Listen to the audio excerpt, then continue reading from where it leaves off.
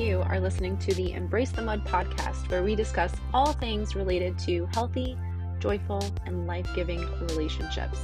Why focus on relationships? Because the quality of our intimate partnerships and close connections influences our health, happiness, and longevity more than anything else in our lives. Relationships matter a lot, so together, let's jump into the mud, aka our messy relationships, pull some weeds, plant some seeds, and create an enriching environment where strong relationships can take root. I am your grateful host, Dara Posner. I am a relational disaster working toward relational mastery. I am also a positive psychology coach, a relational mindset coach, a blogger, and now a podcaster. Thank you for tuning into this episode of the Embrace the Mud podcast, where we discuss all things related to healthy, joyful, life-giving relationships. If you are a fan of this podcast, please subscribe, follow, like, review, and share. Your engagement in this way is crucial to the success of the podcast, and I appreciate you taking just a few seconds to support my mission, which is to help people like you flourish in life and love. Today on the Embrace the Mud podcast, we are kicking off a brand new series. I'm not sure how long this one is going to be, but the theme is relational weeds, and we are going to be addressing them one by one day at a time. What are relational weeds? They are behaviors and attitudes that prevent your relationship from flourishing because they breed disconnection. Disconnection happens when safety, emotional safety, or any kind of safety is compromised in the relationship. Have you ever been on the receiving end of controlling behavior? Have you ever been controlling in a relationship? Well, control is the weed we are going to be addressing today. Maybe this is a weed that you're dealing with in some way right now, and I want to talk about it. So please join me and let's dive in.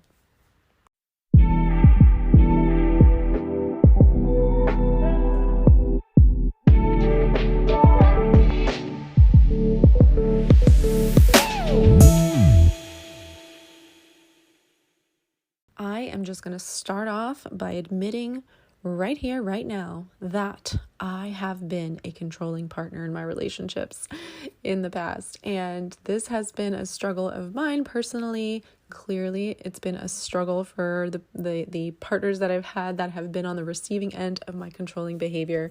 I could remember one instance in particular that has sort of stuck with me, where I was being really controlling years ago in a relationship with someone. I remember we were going on a double date to a nice restaurant, and I got all dressed up, and he decided he wanted to wear his hiking pants and some sandals to dinner. And I was livid. I really, really was trying to get him to change his clothes, and, I wanted him to make a different decision. And that in and of itself wasn't the problem, but it was the way that I handled it.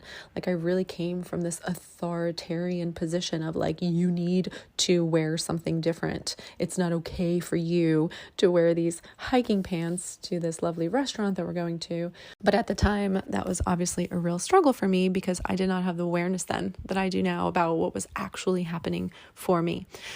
So we're going to talk about control, and I want to start off by talking about two different types of control and how they show up in relationships. The first is overt. What I just described, that was an example of overt control.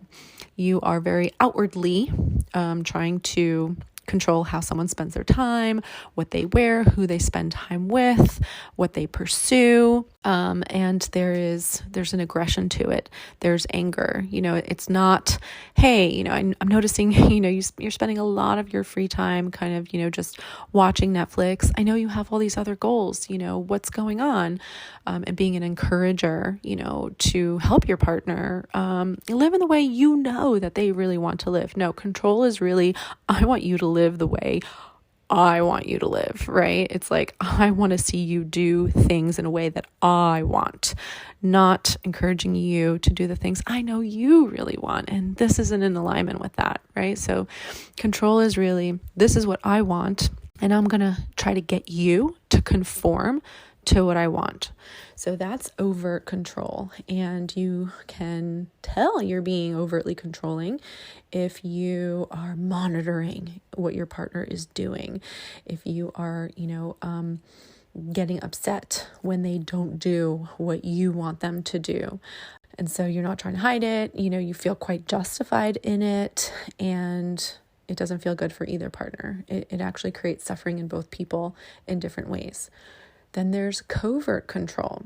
Covert control, actually, the person being controlled doesn't usually know that they're being controlled, because the behavioral shifts are happening in the controller. So someone who is being covertly controlling is trying to usually not control other people's behavior as much as they're trying to control their emotions. So, for example, if I don't want my partner to get mad, I might lie about what I was doing last night, to where I just want to keep them cozy and happy so that I don't have to deal with discomfort that might come from disappointing them or upsetting them or angering them. And so I'm going to behave in ways myself that will protect me from their feelings and their reactions, because I don't want to deal with them or I don't think I can handle them. And so I'm going to be inauthentic essentially in what I say and what I do so that I can be in control of the energy and the dynamic between us. Both types of control are stemming from a deeper need that is not being usually acknowledged and dealt with directly. And the deeper need under controlling behavior is the need for trust. When people don't trust themselves, don't trust other people, or just don't have a sort of deep-rooted trust in life, they're going to be more and more controlling. The less trust you have in yourself, others, in life, the more controlling your behavior will tend to be, because you feel like the only way that you can be okay is if you step in and control whatever's going on around you, including other people. So if you're someone who has a tendency toward controlling, really acknowledging that the need you're trying to meet in maladaptive ways, and in this case by controlling, is the need for trust.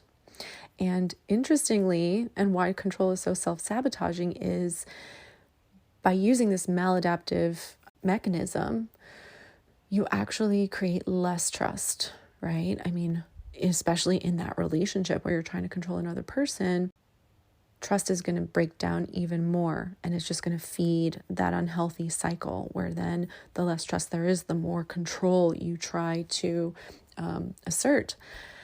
And it's a real slippery slope. This is why it's a relational weed. It really creates a lot of disconnection. Nobody likes to be controlled. I don't think anybody really likes to control or have to control, right? I mean, I've never talked to somebody who's like, oh, it's wonderful for me. I don't know why they have such a problem with it. They would rather not have to do that. They would like things to just be a certain way. But the reason they feel like things have to be a certain way is so that they can feel okay. They don't believe they'll be okay. They don't trust that they're going to be okay, that they can handle things being a different way, a way that they may not want or like, because they think it has to be like this for me to be okay. So really kind of being able to look inward and realize that, okay, trust is what I really need to cultivate. The way that I'm doing it by controlling is not actually going to fulfill that need. And so what can I do instead, right?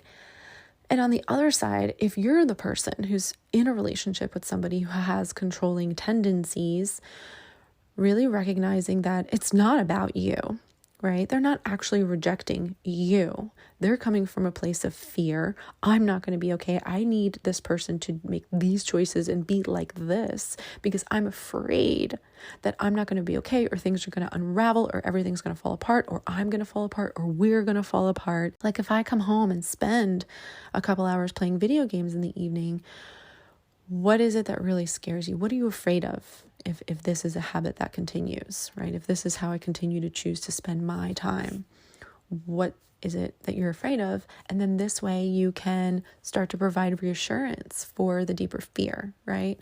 Well, you know what? If that's what you're afraid of, let's focus on how we can, make sure that doesn't happen, right?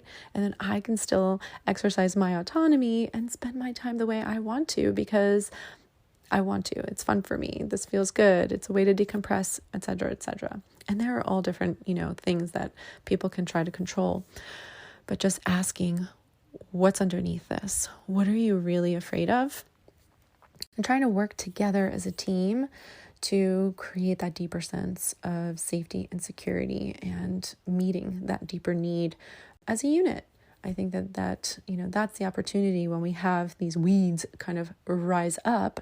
It's really, really easy to go, oh, you're doing a disconnecting behavior and you need to stop. You're hurting our relationship. But we can choose to look at it as a way to open a door to deeper connection by looking at what's going on and side by side, trying to see what's underneath this and how can we join forces to really work through it and to find a healthier way of being with one another, to where on the other side of things, we can practice that acceptance, right? We can practice that trust and that ability to allow one another to freely move through the world and be who we are and live the way we want to live in a supportive way instead of in a rejecting and controlling way.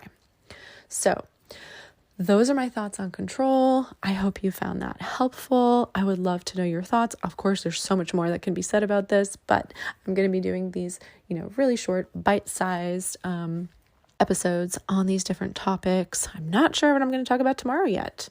What will it be? What will tomorrow's weed be? I'm not sure. But these short little episodes I'm going to be doing every single morning. That is the goal. I'm trying to make this a daily thing since I've decided to do the shorter episodes.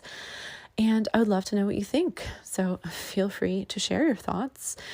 In the meantime, until next time, please remember, you are wired for love and connection. You are capable of love and connection.